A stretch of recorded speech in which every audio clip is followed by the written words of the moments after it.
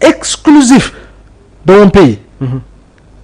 Et de mes concitoyens au service exclusif seen mindaan nga ñoom ngay liggéeyal waaye nga ne déedéet man damaa fexe ba ñoom ñu may tagg pour ma leen di jox ay junneeg ñaari junni ay ñetti junni comme ça ñu ëllëg dañuy soxlawaat junneeg ñetti junni ñëwaat taggaat moom ma dóor leen ñeenti junni léeg-léeg ma woo leen defar leen paylaa ñu cob ba neex toj junko bi yaa ngi dégg. oui. yooyu crevette yi mu jàll. après on laisse passer comme ça. Je dis encore une fois, il faut quand même que l'on soit que l'on aime beaucoup plus notre pays. Oui. Et aimer beaucoup plus son pays, c'est travailler. C'est travailler à développer, à participer à l'éveil des consciences. Au-delà de participer à l'éveil des consciences, c'est de travailler pour son pays. Très bien. De travailler pour son pays. Mais Mamour, imaginez, nous tëb diw ñëw ba si Mamour na ko nommé nañ la si lii. mais cër boobu da nga ko mën a delloo Sénégal. non. cër boobu mën nga ko fay Sénégal. non. yow ok ñu ne la ok waxuñu la loolu sax am nga 2 millions jëm 3 millions jëm 4 millions si salaire. ak oto. jox nañ la ay oto. am nga carburant. am nga indemnité de logement wala jox nañ la villa de fonction. booy tukki billet yaa ngi nii. et cetera nga ne déedéet doyuma. man daal 30 milliards yi nekk si kees bi dinaa fexe projet bi nga xam ne 20 milliards yi fa la war a jëm. naka laay joobee ak suma gars yi ba nga xam ne daañu récupérer 15 milliards séddoo 5 milliards ñu dugg ko si projet bi gars yi nañu gis rek fii gis la ñu gëm ça pose problème. moo indi yii yëpp. moo indi yii yëpp ñu koy dund nag depuis autant d'années. c'est terrible. terrible. compliqué. vendredi bi ñu génn ñu gis assemblée nationale ñu lever immunité parlementaire u Farba Ngom. L'actualité Farba toujours ñu bëri sax ñu ngi commencé di poser wu la question ndax dañ ko nar a convoquer alors avant ñuy ñëw dans le fond nan nga jàngatee tamit. procédure bi l'affaire Farba tu sais maam waratuñ si sax tardé. oui Farba c'est un citoyen c'est un justiciable. rapport tudd na ko. na dem wuy ji ñi ko woo nañ def seen liggéey ba mu mat sëkk. bu dee dafa laalee. gars yi situé les responsabilités bu dee laaleewul ñu bakk mu dellu assemblée nationale si jàmm ñu dellu ko malaanu kii laayam noonu la malaanu kii laayam. ñu bëri di ne est-ce que ñenn ñi nekk ñu di toppandoo li xewoon fële nga xamante ne moom mooy Ziguinchor. dama ne la dara dafee amut. oui encore une fois dara dafee amul.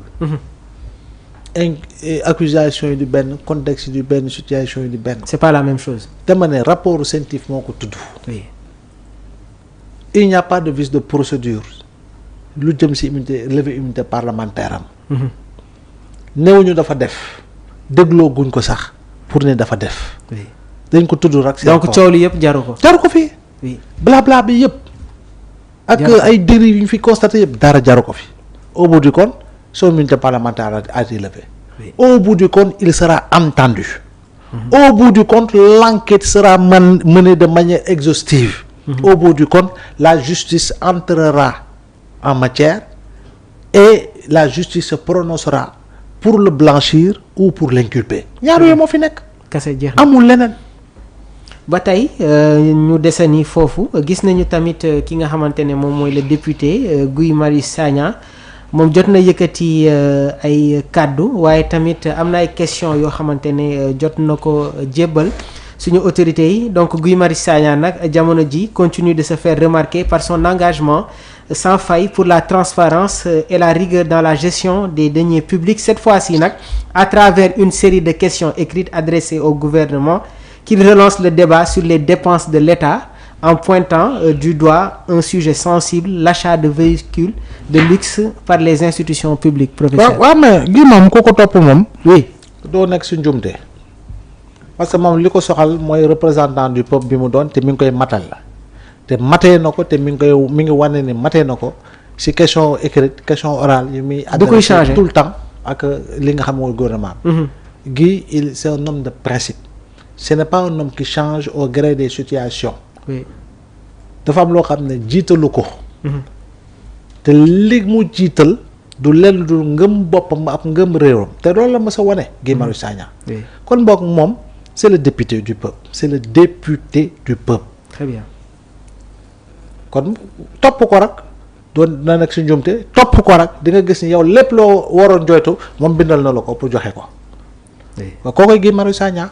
sur ces démarches, sur initiative yi nga xamante ne mi à ngi koy tout jël point de vue, concernant les questions préoccupantes de la population. et à tous les niveaux avant même qu'il ne soit député encore une fois. Très bien. À plus forte raison jamono ji nga xam ne nag il est dans la représentation nationale. nekk ndaw réew mi ndaw pencu réew mi.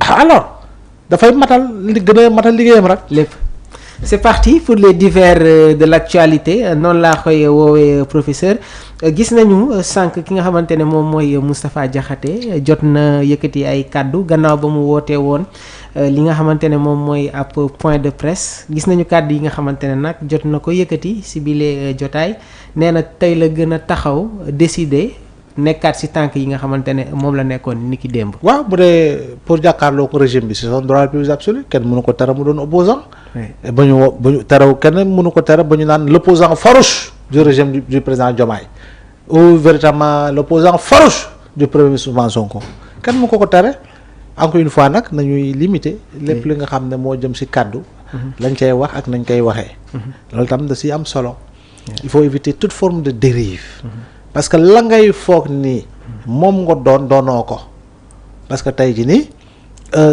waxuma moom je parle de manière générale encore une fois dañ la di nga yuuxu ñu lay tudd mais au bout du compte quand on regarde derrière y a même pas un enfant qui te soutient.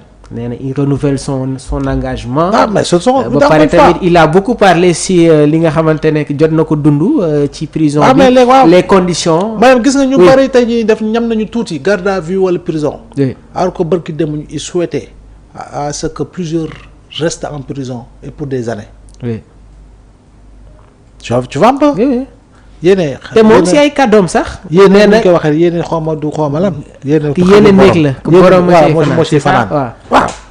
tu vois yooyu ñu bari ñu ngi doon souhaité ñi muy jàpp ñoom Sonko Diomaye jàpp ay jeunes ñu bari ay Pape Alé yëpp ñuy ñaan nañu tees prison dañ am na yoon dégg naa kenn sax bu yëkkati nañu damm caabi seen ginnaaw ñu ñamal ko garde à vue bu mu génnee da doon jooy.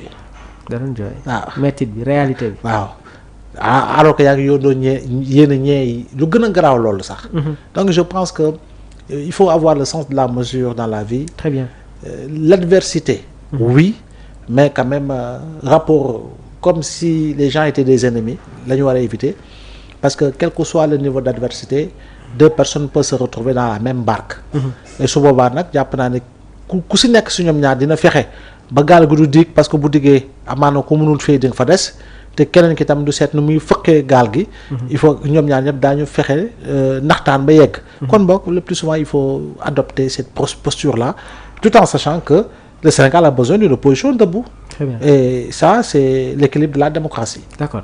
Une personnalité comme Moustapha Diakhaté nekkoon i tamit une personnalité politique est-ce que tamit warul moytu yenn kàddu yi nga xamante ne mi ngi koy yëkkati si digg penc mi professeur. certains discours yoo xamante ne ñu bëri ñu ngi koy. qualifier de discours haineux. waaw moom laa doon wax léegi. oui moom laa doon wax léegi c'est-à-dire que booy nekkee ci mbir di ko wax pendant 4 ans 5 ans te gisoo ci résultat te kenn déglu la ci kenn topp la ci. oui il faut savoir changer de fusil d'épaule.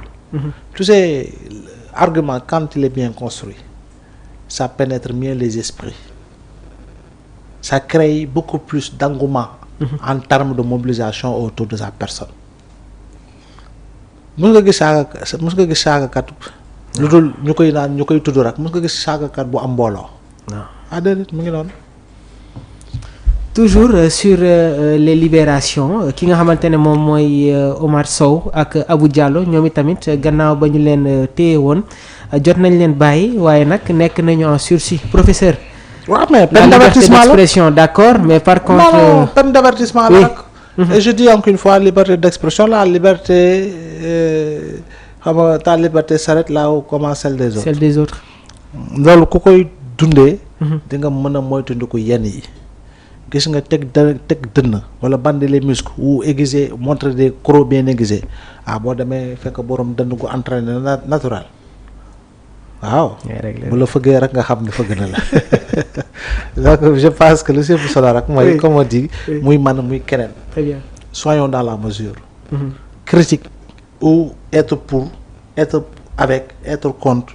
Ne pas être pour personne.